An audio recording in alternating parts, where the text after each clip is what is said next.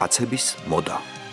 ქართველი მამაკაცების სწრაფვას დასავლეთში ინტეგრაციისკენ ჯერ კიდევ ბნელ 90-იანებში შევამჩნევდით, რადგან იმ დროს პოპულარული იყო ლენონები, ჯექსონები და ნიკოლსონები.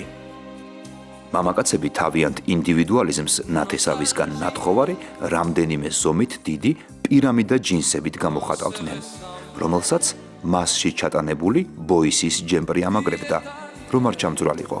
ასევე მოდის უკანასკნელ გამოძახილად ითვლებოდა კაზაჩოკი, რომელსაც დროის შესაფერისი ფორმა ჰქონდა და შეგეძლო გამოგეყენებინა როგორც ფეხსაცმელად, ასევე საბრძოლო იარაღად. პილოტკა განსაზღვრავდა მისი პატრონის სოციალურ სტატუსს. ძირითადად დღე სამარიაჟოდ გამოიყენებოდა, რადგან დიდი შანსი იყო სიბნელეში დახვედროდნენ და მეორე დილით უკვე სხვას ემარიაჟა თქვენი პილოტკით. ბენდენა ძირითადად გავრცელებული იყო თავის ქალიანი ან პლანის ფოთლიანი ორნამენტებით. როგორც წესი, შეძენის შემდეგ გახარებული პატრონები მას ასველებდნენ ხოლმე.